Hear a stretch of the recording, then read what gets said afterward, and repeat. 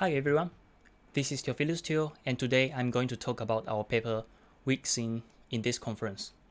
Before we go any deeper, I would like to take some time to explain our motivation and objectives.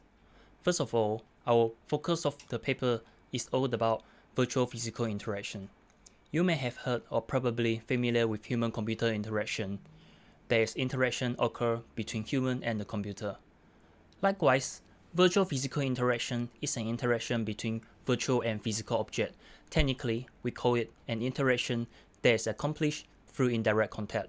For example, you are interacting a television through a TV remote, or you are trying to make yourself run in a virtual world by smashing buttons on the controller. As you can see, this can be happen in either the virtual or the physical world. The work done to date has demonstrated several prototypes and concepts in two worlds. To begin with, haptic devices are a common technique researchers have been using to achieve virtual physical interaction in the virtual world. This is because, by using haptic devices, you can create different types of forces such as directional force, suction force, or touch force to stimulate physical feedback. Ultimately, one can also experience the sense of gravity in the virtual world when used in a specific way. Following in the physical world, this may be more the type that you probably have seen or used in your daily life. For example, you are trying to hold an object that is unfriendly to your skin.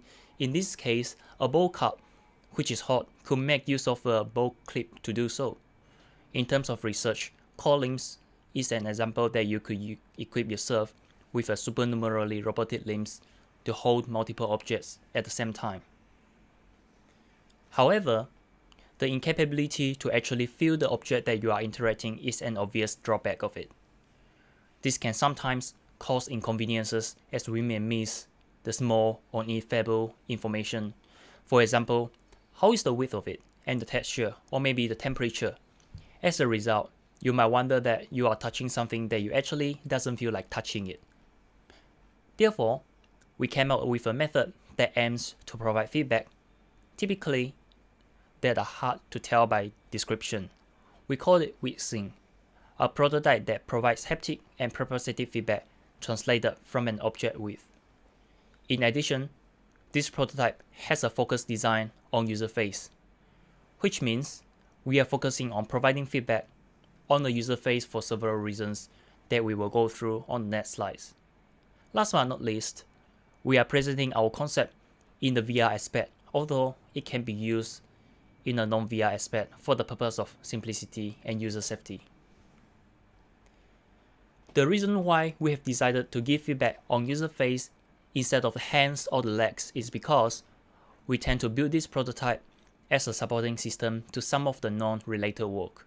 For example, Fukuoka et al. Have demonstrated face drive that is used using facial expressions to control robotic arms in the virtual world. By doing so, the user can reserve the hand for other interaction such as virtual avatar movement or maybe even the physical tasks. However, those are the limitations of the work is similar to what we have covered earlier. That is, the lack of the physical feedback.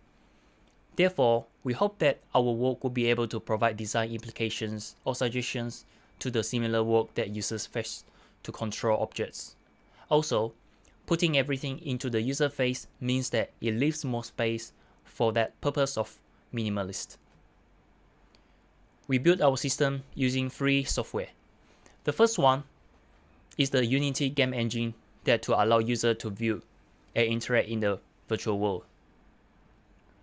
Then, we use the processing to connect galvanic vestibular system, which is GVS, with algorithm to ensure that it is not sending harmful electric to the user body. Finally, we have algorithm that uses Arduino to control the haptic movement of servo motor in order to provide haptic feedback. This is how it looks in the virtual world. There's an arm extending outwards from your right shoulder, and you will be able to move the arm by physically rotating your VR controller. However, you will not be able to walk around in the VR space for the purpose of simplicity.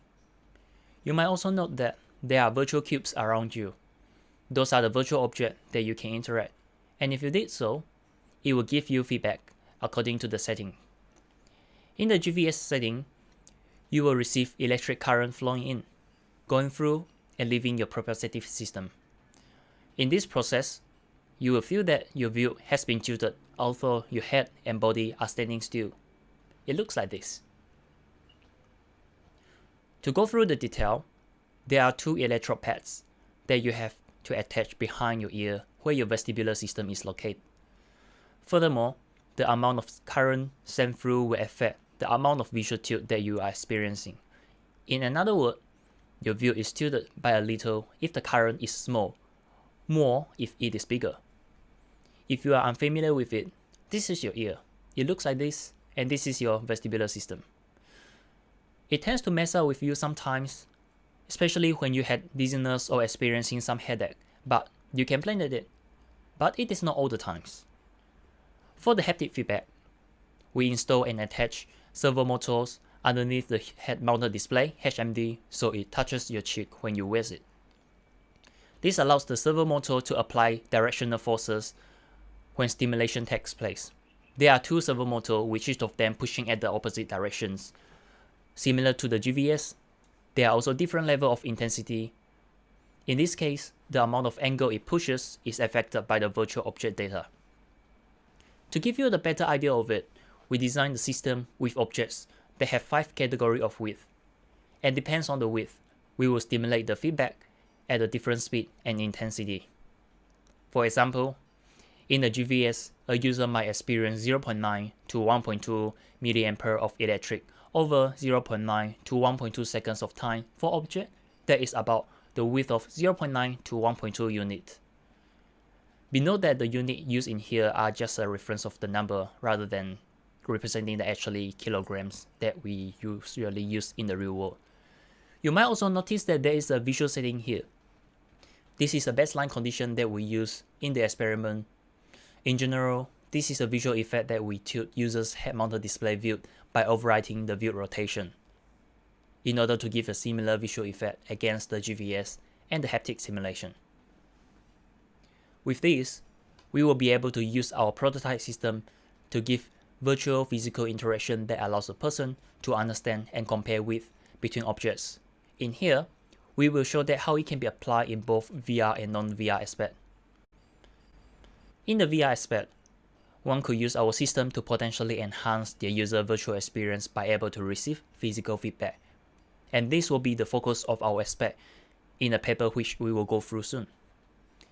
In the physical world, one could use our system to understand or measure the width of it that's held by the supernumerary robotic limbs.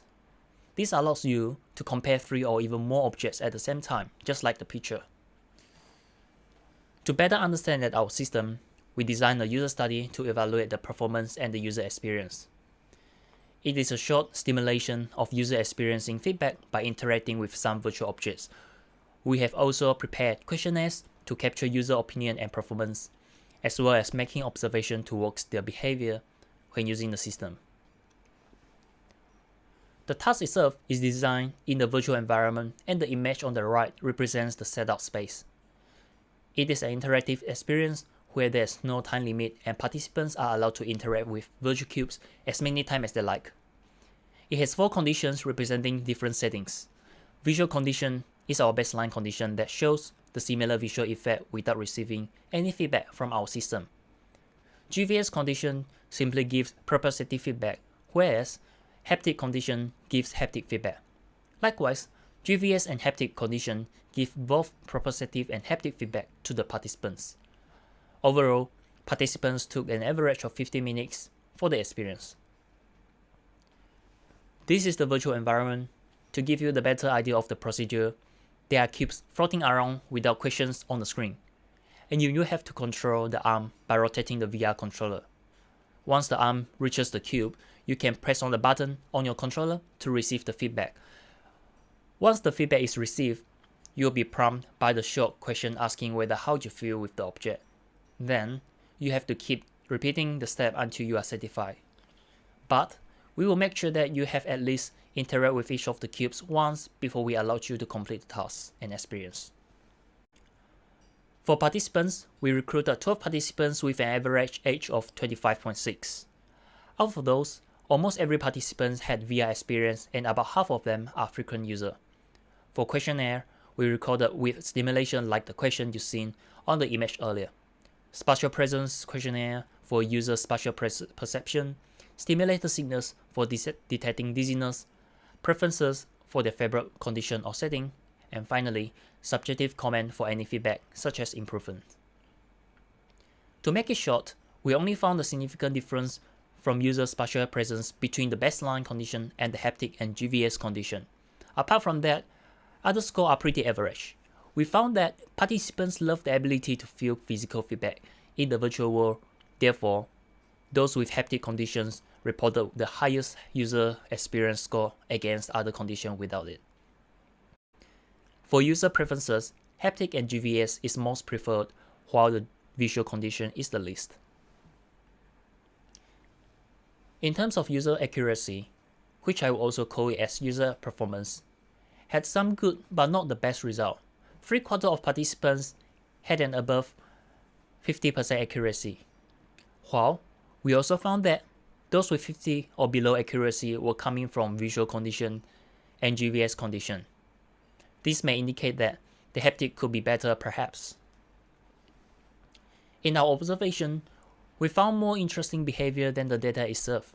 Some participants said that they feel some pinching sensation just like pinching on your cheek or maybe behind your ear from the GVS, which makes them uncomfortable, but some of them only.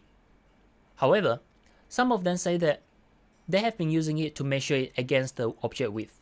This is quite surprising, as in other words, they think that the object is heavy if they feel a much painful sensations, but then the object is lighter when they receive a less painful sensation such as just pinching on your skin.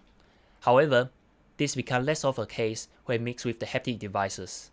Participants say that having something pushing on their cheek physically makes them less aware of the pain induced by the GVS, therefore further improve their user experience in general, which aligned to one of our findings earlier. Yet, we did not find a trend nor evidence showing how haptic can help the interaction in terms of performance. Finally, we also noticed that some interesting behavior. For example, there are participants that interpret the information differently, as I thought a painful sensation from the GVS with longer duration means a less heavy, while mild effect with quicker duration means it is much heavier. With the result coming into place, it is clear that our future improvement will be primarily to improve the GVS. Also, we would like to tackle at the non-VR aspect by using supernumerary robotic limbs. There were participants suggesting a fifth condition, which is to induce and include the visual conditions to the GVS and haptic condition. We will take it into account alongside with a better experience and experiment task design. Also, a larger recruitment number. Lastly, this paper only covers translating the stimulation from object width. We will also look into other aspects such as different stimulation. In a nutshell, we propose WeightSync, a prototype system that provides haptic and proprioceptive feedback on user's face. In this work, we make it that way where user will be able to stimulate virtual width. From an experiment that we conduct, where user will be experiencing touching different multiple cubes in the virtual world, we found that there could be space for improvement.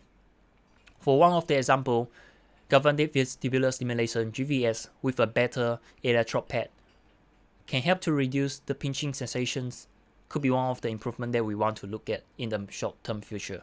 However, mixing multiple stimulations seems to be promising as it can help to reduce some of the user concern. Finally, we would like to take this opportunity to acknowledge that this work was supported by JST Erato project. Thank you for your time, and I hope you will enjoy the remaining part of the virtual conference.